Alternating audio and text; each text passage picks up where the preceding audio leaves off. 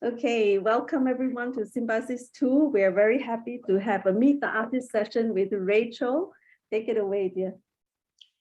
Okay, hello everybody. I'm Rachel. You'll be listening to me talk for the next hour. So I hope you don't get tired of listening to my voice.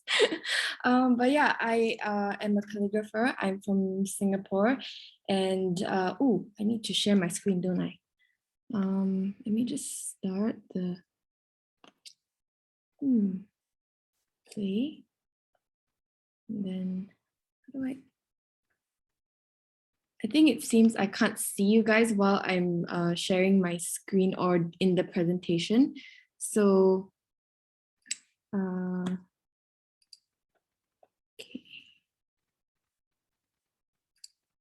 So let me just, let me see. So if you guys, can you guys see that?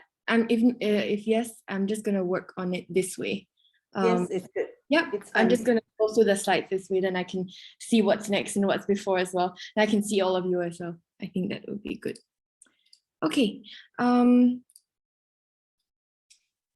move you guys up there. Sorry, a bit of a tech issue on my end because technology hates me. I don't really like it either, but here we are. Okay, so yeah, I'm Rachel. I have my script here, so if I seem to look down at my phone at a few moments, please pardon me because I have so much to say and I don't want to leave out anything. So I'm from Singapore. I'm a mentee to the lovely Heather, and alongside Mabel and Natalie, we've been working under Heather's tutelage for the past few months. So during this session, I just kind of want to share a little bit more about myself, about my calligraphy journey locally and internationally. I'm not sure if some of you are familiar with my work, but I'm also a full-time calligrapher. So this is my job. I'll tell you a bit more about that later, but I'm a full-time calligrapher as well. And yep, and then after that, I will go through my mentoring journey as well as the inspiration for my 3 butterflies and show you some videos and behind the scenes as well. Okay, so I want to start you off with my beginnings in art. So from young, I had a really creative aspect to me. My mom would say that you're always drawing, you're always reading, you're never studying. And I remember I was like 3 or 4, and I had gotten like crayons and just gone to the white wall and just drew all over it. And my parents, specifically told me not to do that, but I did it because, me being the 3-year-old, 4-year-old with very poor self-control, I saw this like blank canvas. I remember that moment I saw a blank canvas and I just wanted to make a mark on it. And one of my other passions is also literature. I've loved reading from a very young age. My parents told me, you're going to read us into bankruptcy because you go through books at such an alarming rate. It's not possible for us to keep up with how much you're reading. And yeah, so I always love reading, always love art. And I think that's a very common thread in calligraphers. A common interest is that you love reading and you love art, because calligraphy is literally the culmination of both in one.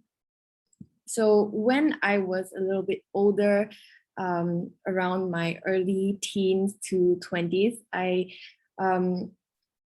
was very heavily interested in this type of Japanese art called manga. And I love the way that they could create such precise details with just like a small pen and just a piece of paper, and then they have just art brought to life. They don't need any other materials, just pencil, pen, and just a piece of paper. So I did a lot of that when I was back then, and this is some of my art from when I was around 13 to 18. Yes, so you can see I did a lot of shading. I didn't really draw a lot of hands because the hands were that was my weakness. So yes, fast forward to me going to university. I actually had to pick between, I was considering between going to university to do a psychology degree, and also between art, going to an art school. And eventually I decided to go with the psych degree. So I'm not actually like formally trained in art as a degree or anything, but I just kept it as a hobby on the side. So see, where am I? Yes. Okay, so after my university degree, I actually started working 9 to 5. And at the time I was doing 9 to 5, as well as doing a part-time advanced diploma. So 3 nights a week, I would just go to school until 10 p.m. after work. So I really had no time for anything else. And so I fell out of touch a lot with my drawing and my reading and my writing. And when I was experiencing a lot of stress from work, anybody who works with children in general, I was trained as a behavioral therapist for special needs children. So anybody who works with children in general knows that it is very rewarding and very stressful in equal measure. So as a way to, a way for mindfulness, a way to alleviate stress, I was like, I need to do some art. I need to do something that relaxes me, that really like feeds my soul, So I was looking at Instagram, Pinterest, and that's where I saw like calligraphy. So I walked myself off to the local art store and bought myself a brush pen, a Rhodia pad, and a water brush, one of each only, and also a small Sakura koi palette, which has only like 9 colors or like 6 colors or something. And that's where I started. And so these are my first few works that I dared to post on social media. And at first, when I think maybe even about a few years ago, 2 or 3 years ago, I was still kind of hesitant to show these to anybody. I actually had removed them from my social media. But now I think it is important to, recognize where you started and, how where you were back then and where you are now, and let people know that even though you are where you are now, you also started in the same place. And I think that that idea really, came to me when I started really teaching more and more, and that was happening during the pandemic. And my students were like, "Oh, can you show us some of your like beginning work? I'm sure you were so amazing at first." I'm like, "No, plot twist, I was not." So yes, as you can see, my initial work was very heavily inspired by, very modern style calligraphy, contemporary styles, hand lettering as well. I took a brief foray into hand lettering, as you can see on the side. And then this was done with my 6-color Sakura koi watercolor palette, and also the single brush pen that I bought. And these are the cards that I first gave to my friends. And, just from there, it just grew and grew. And I just really fell in love with it, just like the mindfulness that you have when you do calligraphy. You can just clear your mind. You don't have to think about anything else. You just think about what's on the paper, what's in front of you, what inspires you, and just put it down. And I thought that was a really great medium through which I could, just separate my work life and the things that I do for my own, pleasure and just my hobby. Yep. So that eventually, I also really like doing Christmas cards. So these are a few of the Christmas cards that I've sent out over the past few years. This one right here, we can see my mouse. This is the first one that I made. That was in 2018, I believe. This one was in, this one was in 2017. This one was in 2018. I think 2019, I took a little bit of a break because I was very busy.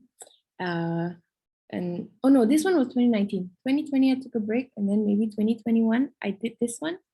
I'm not sure, the dates escaped me, but it moves in chronological order this way. So that was something like I really enjoyed. And this one in particular here, this is the most recent one I created, I think a couple years ago, 2021 or 2020. And this was the first time I had explored digitally, printing my designs on a card. So I wrote it, and I got Susan to help me, put it into Illustrator, and we sent it off to the printers, and I got like 150 cards where I'm like, these are my children, everybody, my children. Please receive them. So yes, just to give you an idea as well of the other kind of art that I do.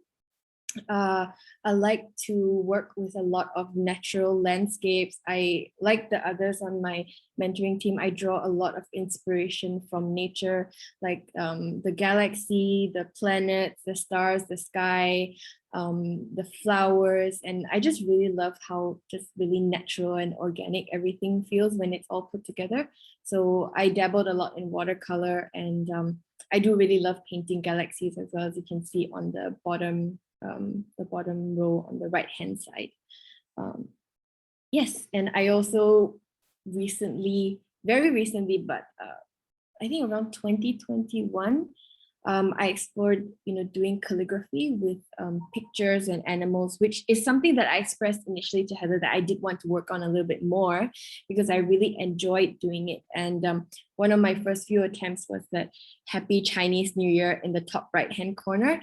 And that year in particular was the year of the ox. So I did the silhouette of the ox on the outside and the calligraphy on the inside. So it's one of the 12 Chinese zodiac animals. Okay, and here, there's just a little bit more art that I've done more recently. As you can see, I do a lot of watercolor painting. At one point, I went back to my anime and manga illustration roots at the top right-hand corner with that new show that I was watching. I was so obsessed with it. I just needed to put it down on paper. So I took like a screenshot and just did a little bit of a copy and did that with like some watercolor. And also with regards to flourishing and like animals, in 2020, I think was, Dorothy, when was the year that we did the Grateful exhibition? Yeah, 2020. Yeah, 2020, I think was the year of when the pandemic first started.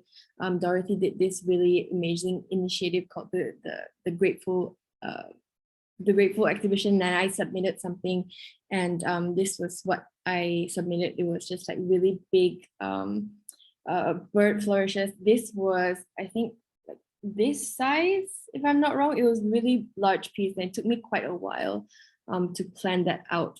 And at that time, I was just starting to like explore flourishing as an illustrative element rather than just as an embellishing to my letters and stuff like that. And it looks very nice here, but when you zoom in, it's not very great. So when you look from afar, you're like, oh, that's nice. And then you zoom in, you're like, yes, I can see that. Yes. So this was one of the works that I did that I really treasure. It's very close to my heart. I really love the saying as well. It says, with gratitude, I will approach this ordinary everyday life, for these little moments might matter more than I may even realize. And I picked that quote because during the pandemic, everything changed. Everybody's ordinary life was just like thrown out of whack. And we were like, oh, we need to do this and this and this, need to wear masks, need to do this, can't go out. So I thought that was a really meaningful quote that really embodied the thoughts that I had taken away from 2020. So during all this time, when I was doing all my calligraphy, I also want to tell you guys a little bit more. I mean, Dorothy also shared Beginner's Table. It's a group of people who just really love calligraphy. We just come together, we have anchors, and we hold meets, and then we share our love for calligraphy. Of anybody who wants to, have an idea of what calligraphy is like, or either they don't have the finances to pay for a class, which can be very expensive in the hundreds of dollars nowadays, they can come to us, and we freely give out our knowledge and teach them just like the basic, just to get them started, just to get them excited about calligraphy. And they have really been a source of inspiration and support during my entire calligraphy journey. I've made so many friends. There have been so many great memories. And we're just really passionate about what we do. We even held like a small exhibition as well, and gatherings. And I think, I can say that, all these people are really, some of them, they've really become close to me, and they are really my friends instead of just people I know on the internet from calligraphy. And you can see there's a picture here in the middle of us at Nina's workshop, and we're just like sitting on the floor just trying to get a better look. And that's Susian and Joyce there, which is like, and it's like a really nice memory that I always like to look back on. And Dorothy down there on the bottom left, that's actually the first card that I sent you. So yeah, I looked through my camera archive and I was like, yes, I need to put that one down for Beginner's Table, because I really couldn't believe that when I first went to the meet, I was actually quite scared because I don't like to go to foreign situations or gatherings by myself. I'm like socially anxious and awkward. So I was like, should I go, should I not go? But after debating for a couple of months, I was like, okay, I'm gonna try. I'm gonna put myself out there. I'm gonna go down. And Dorothy, I remember she was the first one who welcomed me, and she was so warm and so engaging and so friendly. I was like, yes, I think I found a friend. And yeah, look where we are now. So a few years, long journey, more to come. So simultaneous to this as well, I was also starting to explore calligraphy as a sort of career. At first, when I initially when I picked it up, definitely there was no intention whatsoever of sort of like making this into like a money-making situation or monetizing my hobby. But it was really funny because my friends, I was giving them cards and they were like, okay, I think maybe you should sell them. And that was their gentle way of telling me, we have had enough. We don't, well, not in a bad way, but like, I think you can make some money off it, or, you should try selling it. And they gave me that suggestion. I was like, oh, I don't know if anybody would pay for this. But eventually I did take up their suggestion. I started this sort of account on a local thrift shopping selling app that we have here called Carousel, and you can get so many things on there. You can like rent places, you can buy secondhand clothes, you can sell your used iPhones. And I was there selling my little calligraphy cards. And at that time, I think it was like 2016, 2017, the calligraphy scene in Singapore hadn't really blown up yet. So not a lot of people knew about it. So I was like, I don't know if anybody's going to pay for anything. And at that time, I was still very amateur in my crafts as well. So I was like, maybe somebody will pay for it. It's okay. I'll just charge like $5 a card just to cover my materials and everything. So these are some of the works that I first sold. Again, I'm very glad that I only charged, like looking back, I'm very glad that I only charged $5 for these, because whoa, if I had charged more, I don't think yeah, so a bunch of thank you cards and everything, and that was for like a bridal shower.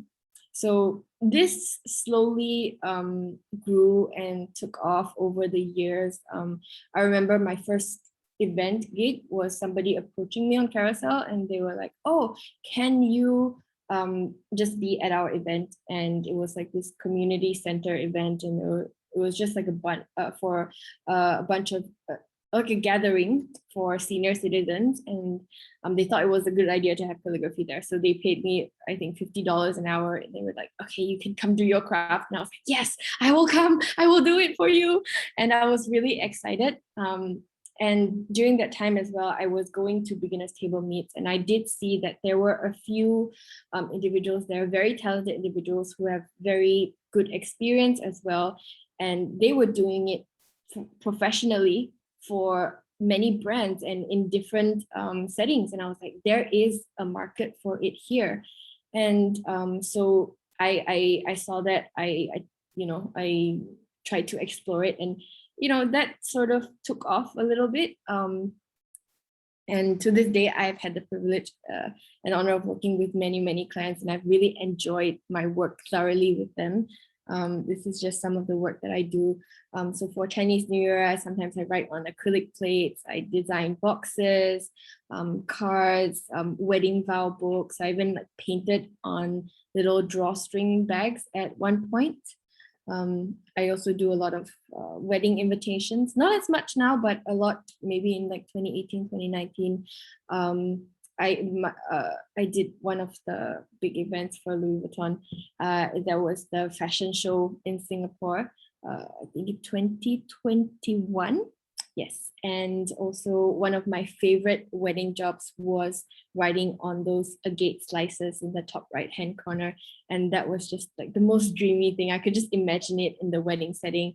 I was like, this is gonna be so good. And I was really excited. I also did a lot of workshops. I did a lot of in-person workshops, working at events for different brands.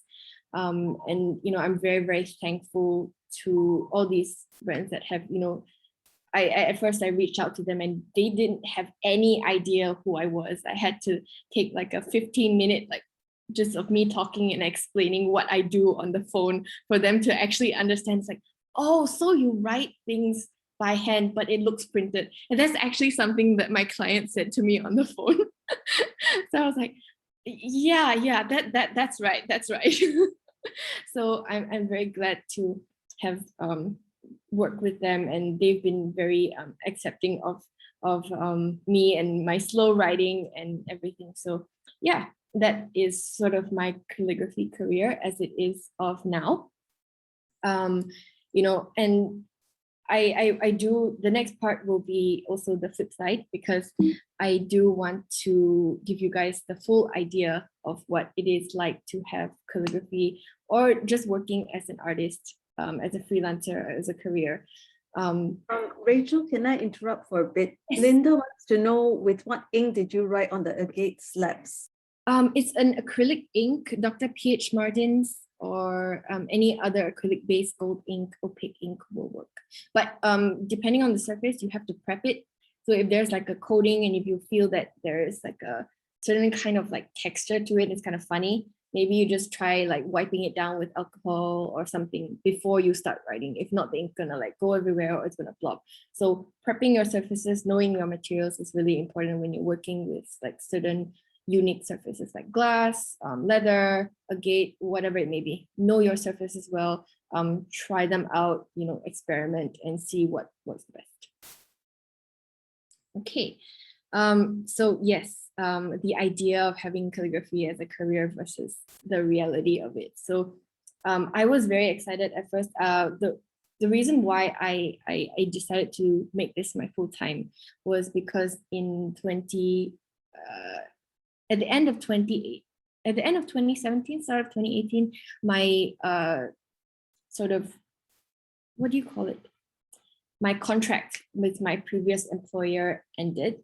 And I was like, ooh, I have this other side income now. Can I explore it as a full-time, or maybe just take a break from work for a while? And I did that for until 2019. And, you know, until now, 1 year has become 4. But throughout those years, definitely it is not as glamorous as it is on social media. I think that my job on social media has been very glamorized, and I'll tell you that because there is a lot of burnout.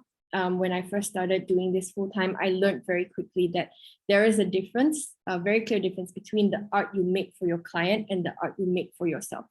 So if you make too much of the art for your client, you don't like it, and that's just all you have to do every single day, day in, day out, burnout is going to set in really, really quickly. And it's something that I still struggle with and was still struggling with at the start of my mentorship. Yes, so burnout is very, very much a thing, and it's very important to pace yourself and know what art you create for yourself and what art you create for your client, because sometimes what your client wants may not be what you want, but you still have to do it anyway, because this is your job. This is what you have to do. This is what fills your rice bowl. So, you know, there needs to be a balance that you strike. Yes. social media as well. There's sometimes you put a lot of effort into something on social media, but it doesn't perform as well. And that sort of affected me a lot because I thought, it gave me the idea that people weren't liking what I was doing as much, but I had been putting so much effort into it. And then you see, and there was like a sense of like, why can't I be like that? Why can't I be like that on social media? And after a while, you realize that it's that kind of mindset really closes you in after you've been in it for too long. And that's not really healthy. So social media, knowing what you put out there is not necessarily, and the feedback that you get is not necessarily determining of the quality and how and the quality of your work basically. COVID-19, financial insecurity, need I say more? So when COVID-19 set in, I think it was February, March of 2020. And that was supposed to be a peak period for calligraphers because Valentine's Day and so many events. And within a span of like a week and a half, everything just got swept out from under our feet. Not just me as an artist, but let's say food stalls, event planning, musicians, all those people who work in the industries which need face-to-face and in events, everything was gone. Everything was just up in the air. And at that time, we didn't know how it would escalate. We didn't know when it would de-escalate. So I think for 3-4 months consecutively, I earned $0 and 0 cents in my income. Before I started, I was like, okay, I can't do this anymore. I need to like pivot, or I need to go back to a 9-to-5. And so I actually started doing workshops. I really heavily relied on social media, and I cannot thank the people, my calligraphy community online, for supporting me during that period, because it's what got me through the most difficult time of COVID-19. And also, with being a freelancer, you also need to plan, your finances correctly. If not, that insecurity is just gonna like really do you in. So do with that what you will, but financial insecurity is very it's very taxing. It's very taxing. So yeah, I just wanted to put that out there for people who are interested in sort of exploring art as a career. There is the very good side of it, but also know that that's not all that you have to deal with, and every job does come with its challenges, no matter how nice and good it looks on the surface. Okay, so that's my calligraphy journey up until now. The next part I do want to talk about is the beginning of my mentoring journey. And when I was beginning my mentoring journey, I remember Dorothy texting me, and I even took like a few days to respond to her because I was thinking about it really seriously. I was in, just to set the scene for you, I hadn't posted on Instagram in a year. I hadn't gone on social media, not actively posted on social media in a year. My burnout was, I think, more than a year long. And when Dorothy presented me with this opportunity, my first instinct was to be like, oh my gosh, Heather. I remember being so excited because I had been following Heather since I started Instagram. She was the one of the first accounts I followed on Instagram. When I first opened my Instagram account, I was like, they would tell you, oh, you should follow these people. And I was like, Heather, I like her work. Okay, I'll follow her. And I've been following her work since 2016, 2015, even when I first, so, just to have that opportunity, I was so excited. But then, I also had the doubt of whether I could fill those shoes as a mentee, because of course, they are putting so much time and effort and dedication into their teaching and, just making time for me. And what would I be able to put up the work, or be able to put up something that is equivalent or even better with compared to what they're putting in order to do them justice. They're doing something so willing out of the goodness of their heart. So I have to also put in a similar effort, and I doubted myself whether I could get past that sort of like mental block and, you know, even start creating for myself again because my burnout had been so long. Eventually Dorothy convinced me that, you know, you'll be fine, it's gonna be okay. And I remember my first meeting, I was like, Dorothy, it's not you, it's me, but I don't think I'm gonna be okay.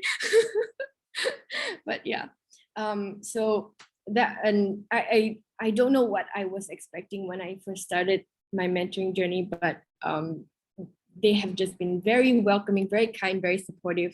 And I will say that I wasn't the most, I didn't put up the most work. I think Mabel and Natalie, they were the ones who were like every week, almost every week, just like, here are my drafts, here are my explorations, here are my stuff. And I was like, I looked at things. But yeah, I want to show you one of the first few ideas that I had. I eventually didn't go through with this idea, but I came across it while I was doing my research. So I knew from the start I wanted to do something with the calligraphy drawings and like all of the others, something inspired by nature. So I was like, waves, that's really good place to start because I do like the sea. So I did a little bit of research, and what I found, I might go back to this idea at a later stage, I don't know, but it just wasn't working for me at the moment, at that point in time. But I did a little study on the waves and the shapes. And I did a little bit of like abstract exploration here, which didn't really work for me.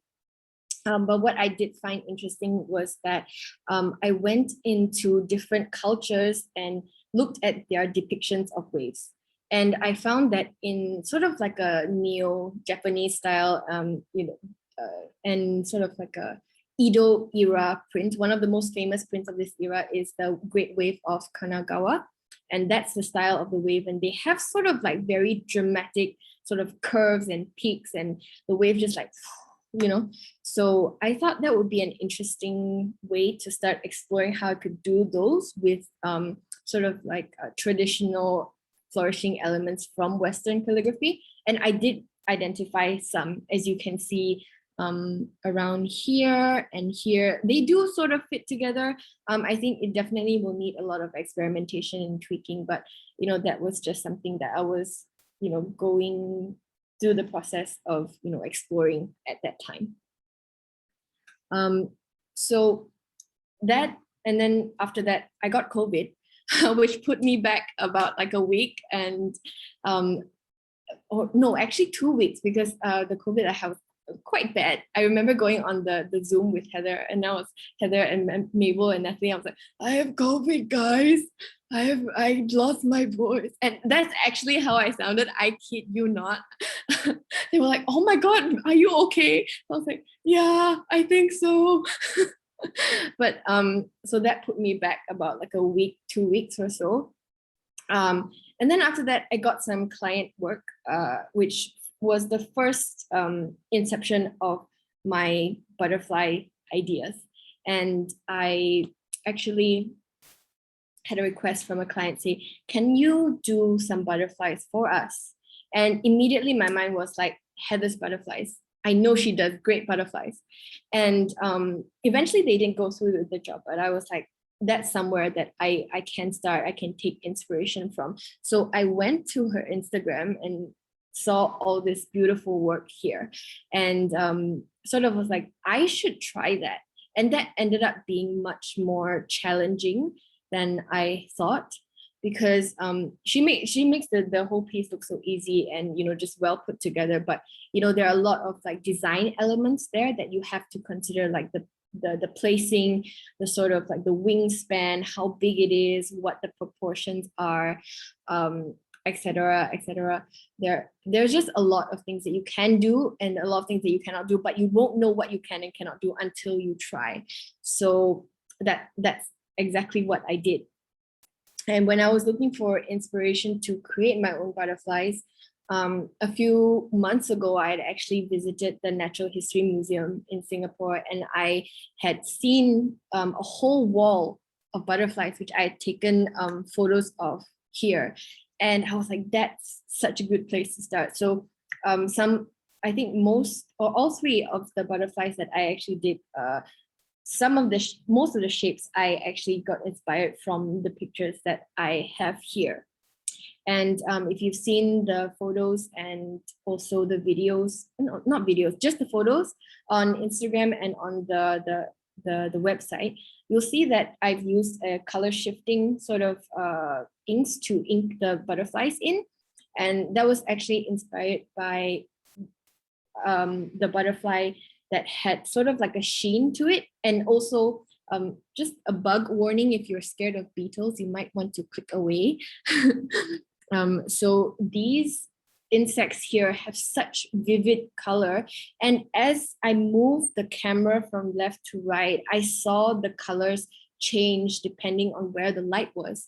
And I realized that they put those butterflies and insects, sort of higher up on the display, or in sort of like a way that the light hit it a bit differently, so that you could actually see it when you move left and right. I'm going to play the videos for you now here, and you'll see my partner's hand going like that because he's trying to annoy me. Yeah, so you can see this butterfly here. You see how the sheen sort of like changes as you like move back and forth. Yeah. And also with these beetles, there's like a few scarab beetles on the top that are like luminescent almost, even when they're not alive. And that was just so cool to me. There's one on the top, like right here. Here, there, that one. Isn't that so cool? And this one here and here and here. Yeah, so that's where I got the ideas of these like really deep jewel tones from. Yeah. So I had the idea of the butterfly, I had the concept of the ink and art, and I was doing a lot of like, looking at butterflies, and I was like, okay, now it's time to plan, because it is, I think, maybe 3 weeks from submission. And so here we have some of my initial sketches and my references. One of the books that I heavily referenced from and learned from was this book called Ornate Pictorial Calligraphy by E.A. Lupfer. And he does such amazing flourishes. And I wasn't able to get the whole book, but I just went on Google. I was like, okay, PDF of this book. And I'm going to, see what there is there. I'm just going to zoom in as much as I can to each one, and also, see what I can glean from there. And I looked at the shapes and everything. And because I knew I wanted to do a butterfly with sort of like traditional style flourishing as the base, and also with more modern elements like florals in the sides. So I went in and I sort of like dissected the flourishes into sort of like their basic shapes in order for me to understand what makes up one of these really complicated flourishes. And this learning technique, I actually credit to a lot of my mentors, Heather, as well as my teachers in the past, where they would actually go down to the first beginning step of whatever they were trying to do and get us to understand that step in completion, so that when we move to the more advanced steps, it was really easy for us to put all that together. And even when I'm doing my normal study for letters, this technique has really helped me a lot to understand the foundation. And I believe I was taking a class with Suzanne Cunningham on her flourishing back in 2021. And she said something that would forever inform my learning process, which is that your hand cannot do what your mind does not know.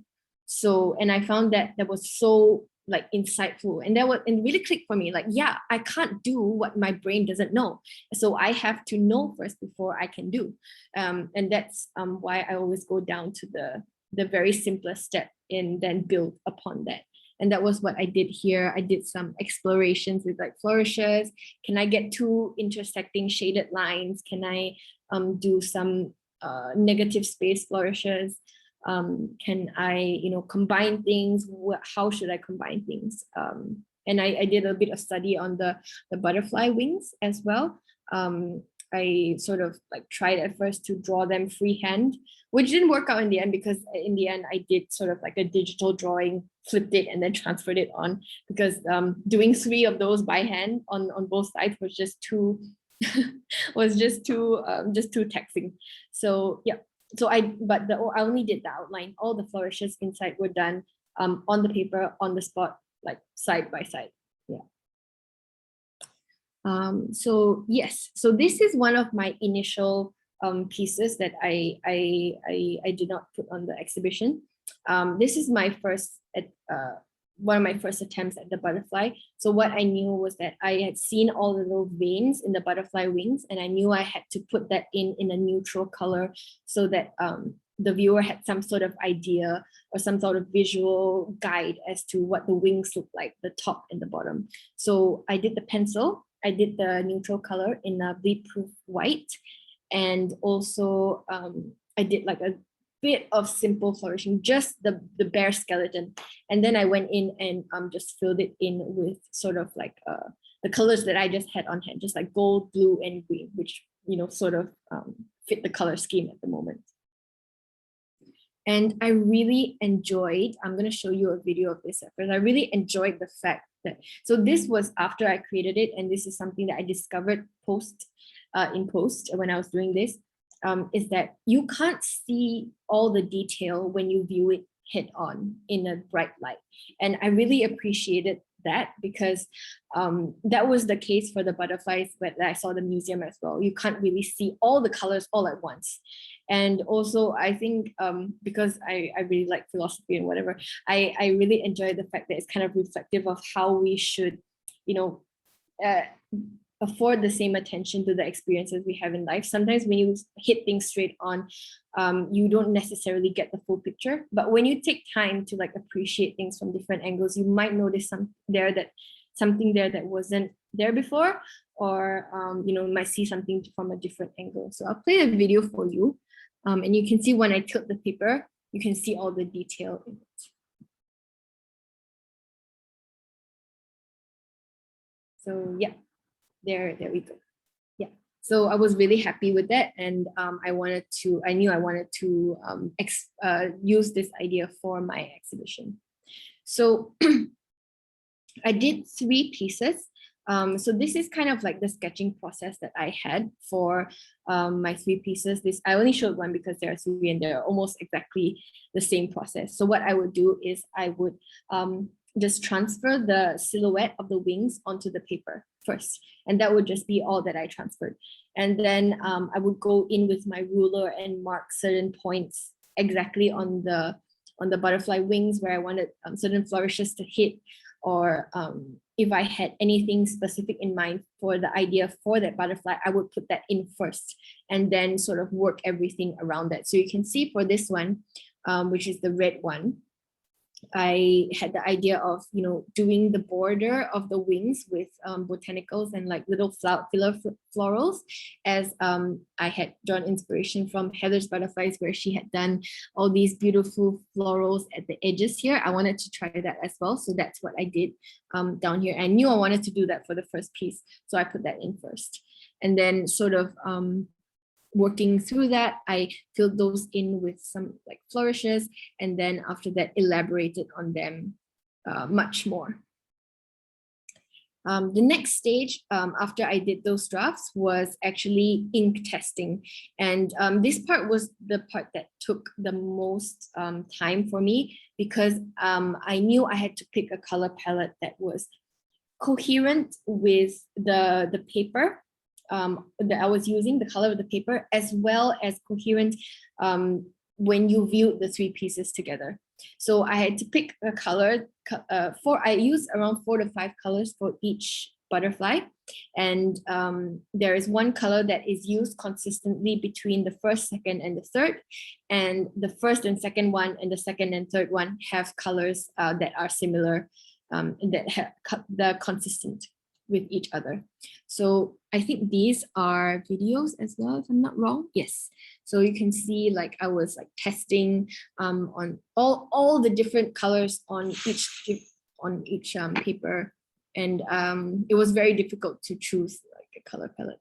And at that time, Heather as well also gave us a very nice demonstration of how she did the pastels on the watercolor. And that really brought the flourishing and the picture to life. And I was like, I should try that on my butterflies at some point. But I was working with dark paper at the moment, so I didn't know how I could do that. But when I went to the store, I saw metallic pastels. So I was like, I'm gonna give that a try. And this is when I put it on the dark paper, and I was really happy with it, because when you move here and there, it sort of like glitters a little bit.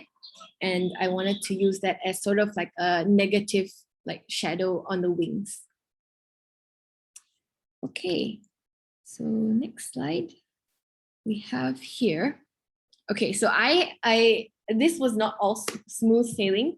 One thing that I didn't share with anybody, except for the time that I was panicking and sent this to Susian on WhatsApp in like a frenzy, was that I had done my ink testing on the back of my draft for my butterfly. I was like, oh no. So this is the video, this is the oh no moment here. So you can see on the flip side of that testing, it's actually the draft for my final piece. And I was like, okay, I'll just work with it first and like try and remove it later. And because I didn't have time to do a second draft. So I was like, okay, I just won't sell it. Yeah, I won't sell it at all. I'll just keep it for myself and have a laugh at it every now and then when I turn the back. But if you can see, it's fine now. I managed to remove all the ink. So, you know, my baby is safe from the blemishes behind. But I thought that was like a funny blunder that I thought I'd share with all of you as well. And this is just, you know, process of me doing the outline. And when I was doing the butterfly, I would actually line up the paints in front of me. And from there, I would actually just, you know, go with whatever I felt like doing. So I didn't actually plan the colors I was going to use for specific flourishes. I just planned the colors I was going to use just overall. And then when I was doing the draft, I would see, you know, what inspiration kind of informed the colors that I needed to use. And that was how I did the process of inking my butterflies. And this is when they had just been like freshly inked. And I was so excited with the fact that I had actually accomplished this. So here is some of the color shift that I also wanted to show you guys. So here's a video. So you can see the color shift here. And really, this is very dim lighting. And you can see that in that second, that whole purple area just kind of turned green and red. I'm going to play that again. So you can see it's gold and purple and blue. And when I turn the paper just slightly, it will turn green and red. So there you go. Yep. And another one here is the purple one that I did. This one has the biggest color contrast change. So you can see in the starting screen here, it's kind of gold in here with almost a greenish tinge. And here it's all sort of like hues of blue and purple and gold. But when I turn it to the light, you can see green and red and like bronze kind of pop out. So one, and then there. Right there. Yeah. So that's that one. And this one here is all of them together, I believe. So I was very excited. I just like took the videos, not realizing that I would be showing them here. But I guess you guys can share my initial excitement as well. Yeah.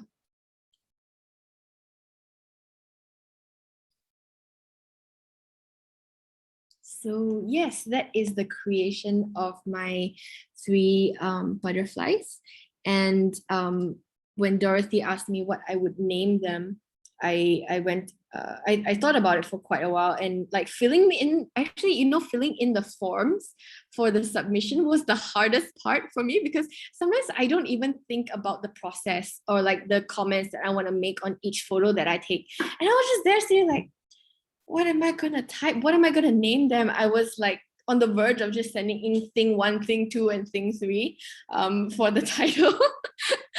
So yes, I eventually decided on the word opalescent 1, 2, and 3, and it means showing many small points of like shifting color against a pale or dark ground. And so this is number 1. And here I think I have a video here where you can also see a little bit of the color shift. And I'm just like moving the camera up and down.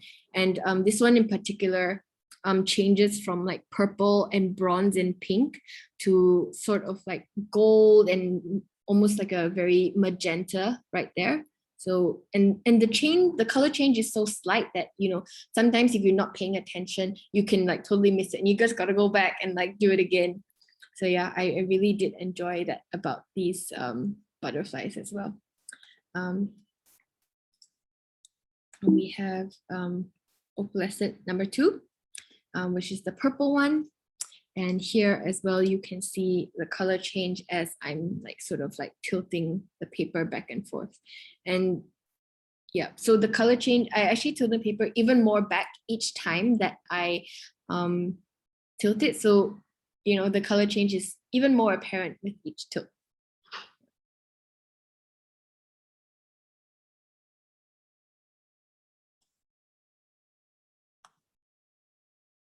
Yes. Okay. And then the third one here, and here is the video.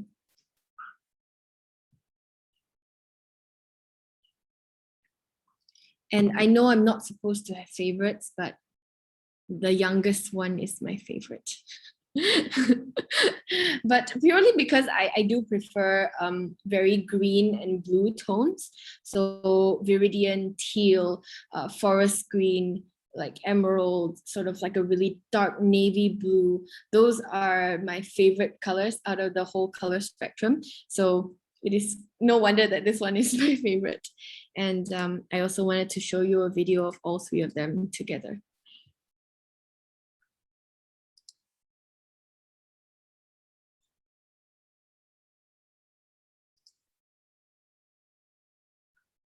And yes, so that brings me more or less towards the end of my session.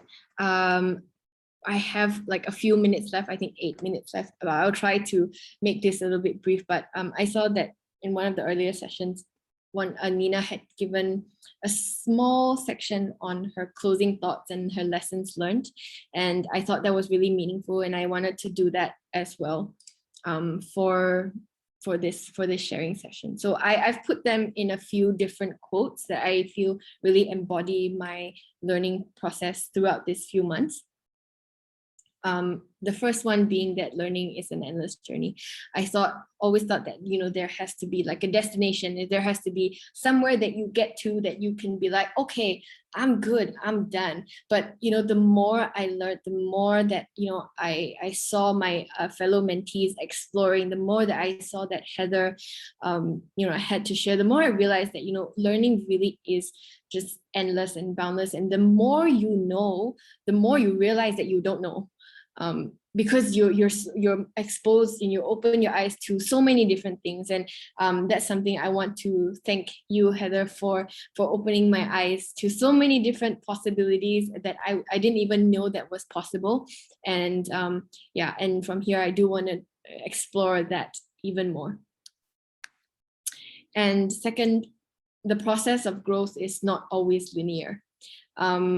You know, sometimes you might have plateaus, sometimes you might go down, sometimes you might even have to, you know, put yourself in like a different position in order for you to learn. So prior to this, I had been teaching workshops a lot, and I was in the position of a teacher, and I found that, you know, being and when the pandemic hit, I decided to take classes as well. And, you know, just putting myself back in the shoes of being a student to somebody who knows so much more than me, who has so much to share. And, you know, obviously this mentoring experience has been the combination of all of that, you know, really has, you know, made me realize that the process of growth really isn't all the way always like going up like that. Sometimes you got to go back here. Sometimes you got to go back there. Sometimes you got to go back to your starting point and relearn and relive what you had done in order for yourself to go, further. And the last one, one of my favorite quotes from, I don't know who said this, but it's been with me for a very long time. Sometimes the smallest step in the right direction ends up being the biggest step of your life. Tiptoe if you must, but take the step. And I think this really, speaks to me, because when I was starting this mentoring journey, I was very fearful of creating again. Not because I didn't want to create something, but I was fearful that I had totally lost my love for, or realizing that I totally lost my love for calligraphy because I was in such a bad burnout. But sometimes, just taking that one small decision can really, change your life. And, now I have friends in Natalie and Mabel, and such a loving mentor and giving mentor as Heather. And, that also, really got me thinking also about the concept of what I did, which is the butterflies. And I thought about, the butterfly effect, how one small action of somebody can spark a big result years in the future. And I was like, if I hadn't gone to that first beginner's table session with Dorothy, would I even have been here? Would I even be sitting here with you guys, talking to you guys and being able to share my story with you guys? If I hadn't decided I'm going to take myself to the art store and go get calligraphy supplies, I wouldn't even be here.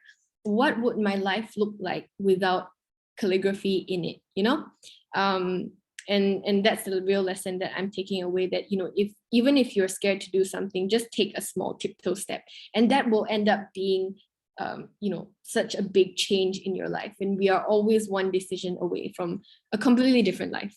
So I hope, that gives a message to whoever who is wanting to create or wanting to do something, but is slightly fearful of the result. Just take a small step in that direction. You never know where it's going to lead you. And also my thank yous. Lastly, first of all, to Heather, you have been such an amazing mentor. I know there were days where I was sick, or I had work, I totally didn't show up. And I had to be oh, I have work, so I can't come. But you were always so understanding and so gently guiding. And whenever you saw a spark in us, you were oh, there it is. And you leaped upon it, and you brought that fire to life. And I think Natalie and Mabel can say the same thing, that, even if there's a spark, Heather will bring that fire to life. Mabel and Natalie, thank you guys so much. You guys have been so encouraging, and it's been wonderful to have seen you go on this journey together with me. And yeah, I can't wait to see all the amazing things that you will create in the future. And then also to Dorothy, the MVP of this, you have really created a safe space for us to explore our creativity. I think nobody, I think everybody can say that you have been the most generous of all in dedicating your time and your efforts towards this initiative. And yeah, I cannot thank you enough, because I think if you were not the one who had welcomed me at that first beginners table event, I wouldn't be sitting here today. Really, I wouldn't be sitting here today. And I really do owe it to you and all the people in the community. And lastly, to all of you who are here and supporting me, I chose the photo of the Mona Lisa because she apparently has the best smile. So I believe all of you have good smiles too. Thank you for supporting me throughout this mentoring journey, and also to any of the people who are from my Instagram. Thank you so much, because I think I only can come this far because of your support. I think sometimes I post things on social media. I'm like, oh, okay, I'm having a burnout this week, and I wish the best to whoever's going through the same thing. And the encouragement just kind of pours in, and that kind of sense of community really has helped me journey through a lot of the difficult times through the years. And so yeah, that concludes my presentation. Thank you so much. Because of my setup, I haven't been able to read the chat, but I will ask Dorothy to send me the chat. I will stop screen sharing now, And also, how do I stop? How do I stop screen sharing? I don't know how to stop screen sharing. Oh, there, stop share. Yes, okay, I got it. Do we have any questions so far? Does anybody have any comments? Comments? Can I chime in, Yes, Dorothy? yes, I'm please. just, that was just amazing. I'm trying not to choke up, but there were so many seeds in your presentation that came through in the final work. Like even when you were talking about the waves, your first wave study, there were elements of your butterfly flourishes in those waves. And when you talk about the colors that you love so much, like the teals and the blues and the greens, that was part of the waves too. And I think that what maybe doesn't come through for people that weren't part of the process is just how dark burnout is. And it's a very real plateau, and you just can't, plow through it. You have to acknowledge that that is part of what you are doing. And Rachel was so amazingly honest with that. Hey, this is burnout, and I'm not even sure if I have this initial love of calligraphy anymore. And she gave us all of the building blocks to work with. And I think that I didn't notice until now, and with your talk, Rachel, is that word opalescence, being able to have this shifting color against a pale and a dark background, is you came out with your butterflies against this dark plateau. Oh no, don't make me cry. It's just so powerful. And the other thing I want to point out about this symbiosis journey is all three of these mentees in their work put in a symbol of a pollinator. So Rachel had the butterflies, Mabel has a bee, and Natalie has the exploration of the hummingbirds.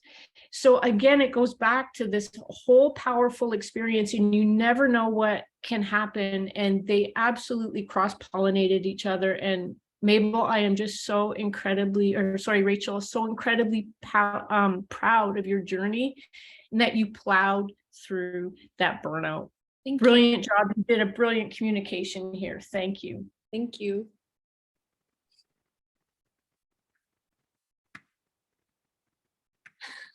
Thank you. I love it. I love that. I love that. I was going to say exactly that, Heather, that Rachel, when Rachel, she shares on Instagram, she's having a burnout and all that. And then of course, I have been an admirer, a fan, of Rachel. And when I look at how she's sometimes, very openly struggling, I felt that, to come to a point where she can find herself again. Because, Rachel, one of the reasons why you burn out is because you give 150% to your clients. Look at all your sketches, look at all the work that you produce. You always overachieve, overaccomplish. When she sends us cards and all that, it is finished to such a high degree of excellence. I'm not surprised that you burn out, because you're burning your candle at both ends, the way that you give back to your clients. And I felt that maybe the mentoring is good, because even though it comes at such a difficult time, it can give you a space to do something for yourself that is creative and has no financial, economic pressure. You don't have to be successful. You can just play, explore.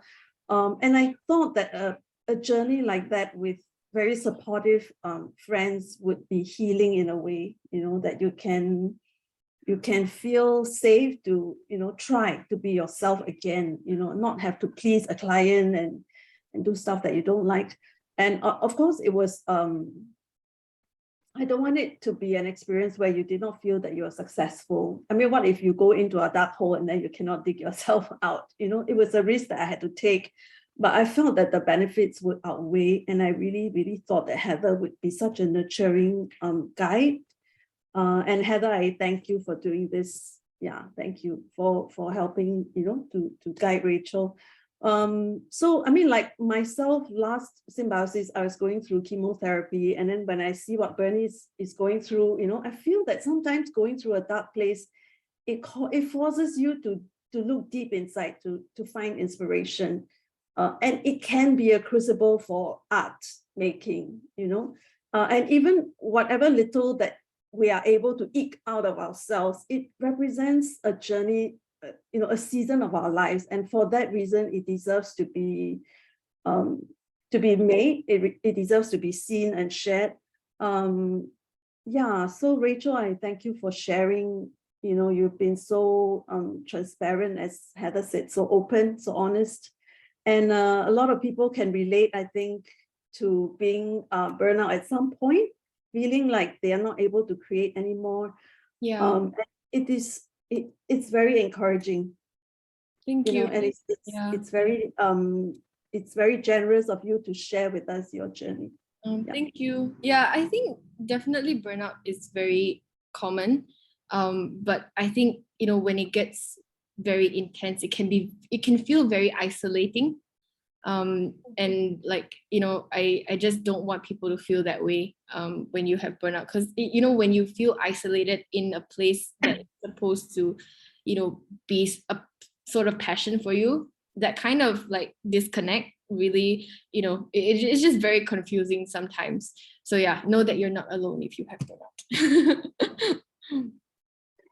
To your fellow mentees, you want to add to what Rachel has shared? Yes, I remember the first meeting we had where Rachel shared what she was going through with her art. And it was very eye-opening for me, because I we see people, I don't do calligraphy full time, and we see people online posting about their work and their events, and everything looks so glamorous, so perfect, right?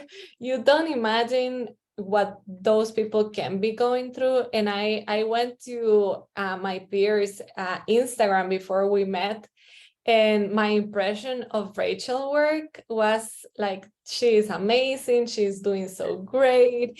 I would never imagine that she was going through that. I didn't even notice that she wasn't posting for a while.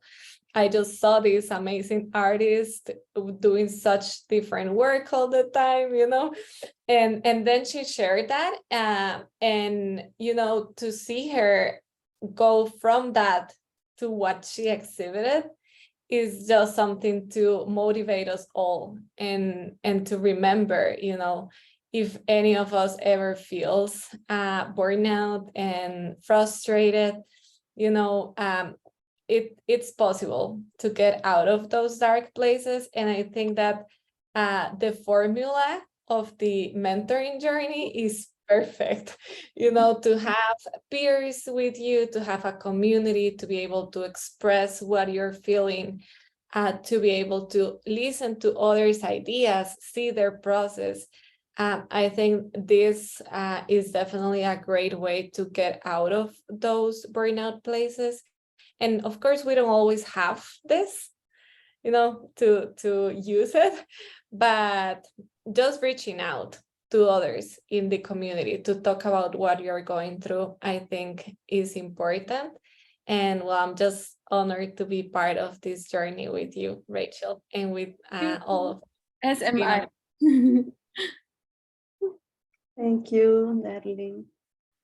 Mabel, do you want to I'd just like to add on a bit to what Natalie has said. I mean, I've like come across Rachel's, I follow Rachel's Instagram for quite some time, and I really love her flat lace. Her flat lace are amazing, and every time it's like, oh, I need some flat lace inspiration, I'll go to Rachel's Instagram and grab some inspiration from there. And even like what Natalie has mentioned, if she didn't say or mention that she's like facing a burnout, I wouldn't know. I just thought that she has been busy with her client works, and it's just her feet is too nice to not tell me that she's having a burnout. yeah, so when she came in and said she's having a burnout, and I was like, okay, yes, I get you because you do it full time. Yes, that is very relatable. But as we go through this journey, and when her ideas started to come in, she's just like, it's like a spark inside her, that like a switch that turned on. And her ideas was really amazing. And like the first time where she shared her ideas on her wave piece, I thought that was like, wow, that's a very, very good idea. And even then, her research during that point of time, even though it's still at the starting stage, I thought she did a lot of work. I think, Rachel, you have to give yourself more credit because you, by your sharing like this morning and your sharing session now, you really did a lot of work. Even though you said you didn't, but you really did put in the work and did your research. And I'm just glad that we got to go through this together, and we all came out as a beautiful butterfly at the end of the journey. So yeah, I'm just happy. I'm really proud of what you have done, and keep on, just don't stop from here, just keep on pushing. Thanks, Mabel. So touched. Yeah. Absolutely. And I there was one thing I wanted to add, that Rachel actually put a lot of time into that idea with the waves.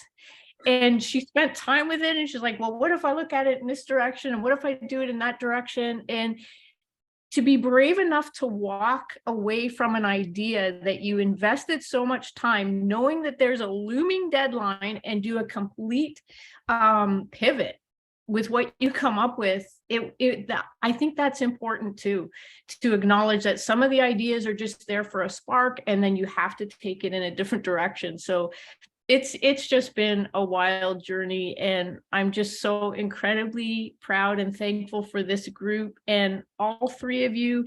There will not be anything to stop you. There will always be things that come up on the road, things, forks in the path and things like that, but carry the passion forward and just see where it takes you. Thank you, Heather. You're welcome. Thank you, everyone. Thank you, ladies. Do you have any questions for Rachel? I Any have a question. Yeah. Yes, go ahead. Did you end up erasing your pencil lines on the butterflies? Yes, I did. So this is the butterfly here. I inked it, and then after that I erased the pencil lines, and then I put the gems down, and then I realized that no, actually I did not. Did I? Yes, I erased it. And then the erasing part that got me hitting a roadblock was that what Heather said, that when you put pastel over metallics, it dulls the shine of the metallics a lot. And I realized that happened. So so I was just like, okay, there's no way through this to do it without touching the metallics. So I'm just gonna put it all over. And then I went in with this like tiny eraser, and I erased all the flourished lines one by one. So I was like, I don't have any time to do anything else. So I'm just gonna put the pastel down first everywhere, and then after that I'm going to go into the specific areas and erase those specific lines and try not to touch the pastel that I've already put down. So yes, my neck hurt after that. I do have a question. Remember your test, that the ink test that you did behind the paper? How did you manage to get it out? Oh, okay. So the paper that I use here, okay, you can still see a little bit of the shiny if I tilt it like that, like just the stubborn one that can't get out. But this paper that I use is called color plan paper. And the surface, this is the 270, 300 GSM. I think it's 270.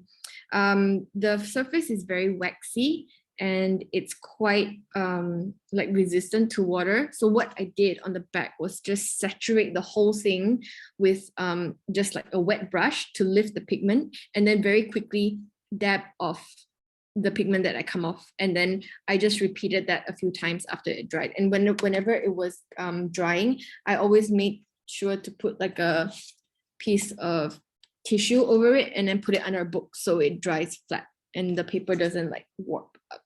Yes, that's what I did. Yes, troubleshooting, living life on the edge. It's the only way. Wonderful. Any other questions for Rachel? There's a lot of thank yous. Thank you, in the everybody. comment. I didn't have time to read the chat, but I will ask Thank you. Dorothy for the chat and I'll read through all of those. Thank you so much, everyone, for the nice, kind messages. Yeah, great. I'm going to end the recording here. Okay, good.